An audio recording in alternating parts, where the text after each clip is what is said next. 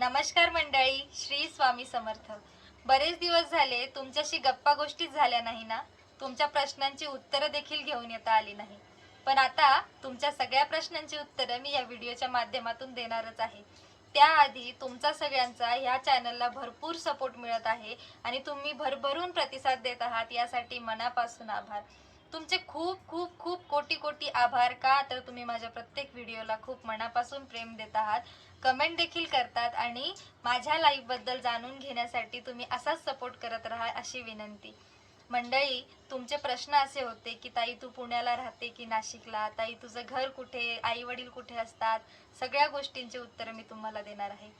आता बऱ्याच जणांचा प्रश्न आणि कन्फ्युजनही असतं कधी कधी की मी कधी नाशिकला दिसते, मी कधी पुण्याला दिसते.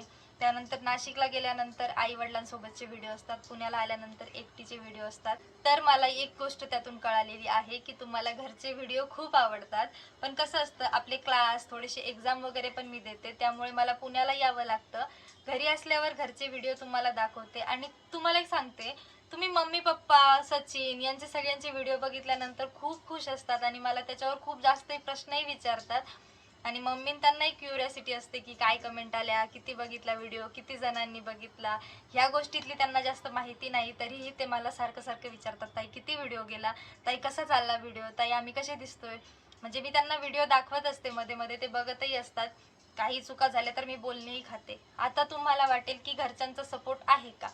तर मंडळी, माझे घरच्यांचा सपोर्ट नव्हता पहिले. खूप जास्त स्ट्रगल करावं लागलं. घरचे लगेच सपोर्ट करतात असं नाहीये. कारण काय होतं माहितीये का, घरच्यांना तुम्ही समजून कसं सांगता या गोष्टीवर निर्भर करतं की तुम्हाला व्हिडिओ काढू देणार आहेत की नाही. बऱ्याच मुलींचा मला प्रश्न आहे की ताई तू कसं काय म्हणजे व्हिडिओ काढते, किंवा तुला घरी बोलत नाही का कोणी, असा तुला त्रास नाही झाला का की व्हिडिओ काढताना कोणी बोलत नाही, हे नाही ते नाही.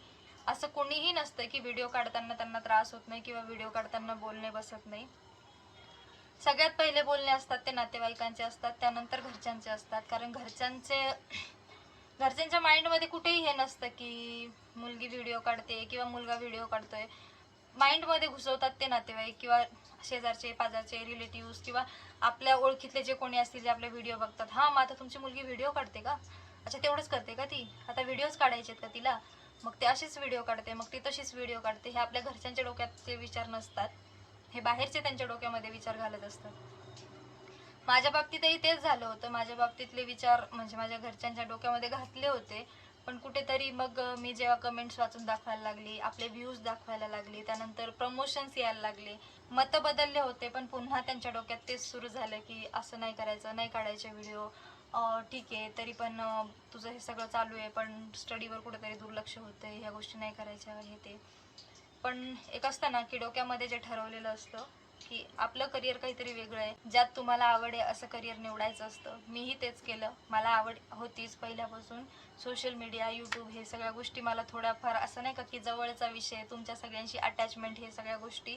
त्यामुळे घरच्यांना थोडं व्यवस्थित समजून सांगितलं. तुम्हीही सांगा, प्रयत्न करा. होतं काय माहिती आहे का, आपण सगळ्यांना घरच्यांना प्रेशराईज करतो की मी करणार, मी करणार, मला करायचंय. मीही तेच केलं होतं. मीही चिडून सांगितलं होतं की मी करणार आहे, मला करायचंय. पण त्याने काय झालं, विपरीत परिणाम झाला, उलटा. ठीक आहे, तुला करायचंय ना, घरी येऊन जा, घरी कर. अजिबात हे नाही करायचं, स्टडी वगैरे सगळं करायचं ते घरी करायचं. अजिबात परमिशन नाहीये तुला व्हिडिओ काढायची, तरीही तू काढते आणि स्वतःचाच हट्ट पूर्ण करते. ह्या गोष्टीने काय झालं की माझा कुठेतरी असं झालेलं होतं की मी त्यांना म्हणते की मला काढायचंय, मला काढायचंय, पण मी काय केलं, 8 दिवस व्हिडिओज नाही काढले. म्हणजे त्या टायमाला माझं असं झालं होतं की मी इंस्टाग्राम, यूट्यूब हे सगळं ओपन करून बघायचे, पण असं वाटायचं की यार मला व्हिडिओ काढायचे आहेत, कुठेतरी थांबायचं नाही आहे. आपलं हेच असते की यूट्यूब म्हटलं, इंस्टाग्राम म्हटलं, तर ह्यामध्ये ना कुठेच थांबलं नाही गेलं पाहिजे माणूस. प्रत्येक गोष्टीला नवीन ट्रेंड्स येतात, त्यानंतर नवीन नवीन गोष्टी शिकायला लागतात. प्रत्येक गोष्टीचा नवीन नवीन गोष्टींचा ट्रेंड येत राहतो. ज्या गोष्टीकडे लक्षही दिलं पाहिजे कधी कधी लक्षही दिलं जात नाही. मग मला असं झालं होतं की 8 दिवस झाले मी एकही व्हिडिओ सोडला नाहीये. घरच्यांशी पण म्हणजे व्यवस्थित बोलणं नव्हतं होत माझं. ठीक आहे, असं चाललंय, ठीक आहे, अभ्यास करायचा, मला नाही लक्ष द्यायचं, मला व्हिडिओ नाही काढायचे. पण एक लिमिट आली आणि मग मम्मीलाही कुठेतरी वाटायला लागलं की शांत शांत राहते, काही जास्त बोलत नाही, व्हिडिओ पण येत नाहीये, मग कसं करायचं. मग मम्मीने सांगितलं की व्हिडिओ काढला का, म्हटलं नाही. मग म्हणे व्हिडिओ कधी येणार आहे, म्हटलं नाही करायचा, नाही काढायचा. मग तिथून पुढे सुरू झालं. मम्मी म्हटली काढ तू व्हिडिओ. मग माझ्या चेहऱ्यावरचं जे हसू होतं, जो ग्लो होता, तुम्ही आताही पाहू शकता, असाच होता.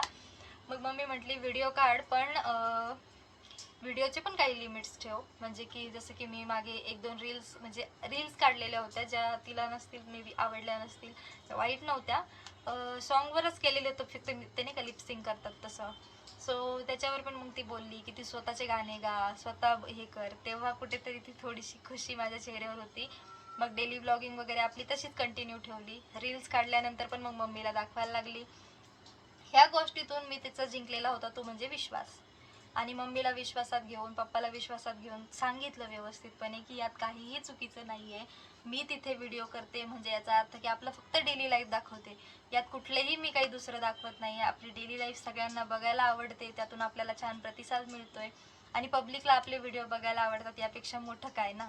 आणि वाईट मुळात म्हणजे काय झालं नाही माहिती आहे का, की कमेंट्स ज्या होत्या ना तुमच्या, इतक्या सपोर्टिव्ह होत्या आणि इतक्या छान कमेंट्स वाचून ना.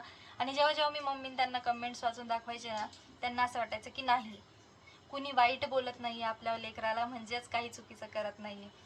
हा जिंकला मम्मीन त्यांचा विश्वास. ही होती माझी पहिली अडचण. जसं तुमचा प्रश्न होता की घरच्यांचा विरोध होत नाही का, त्या प्रश्नाचं मी उत्तर दिलेलं आहे.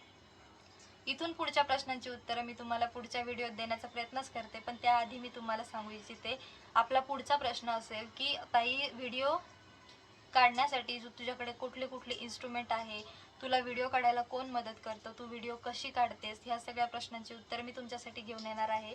तर पुढचा व्हिडिओ पाहायला विसरू नका. धन्यवाद.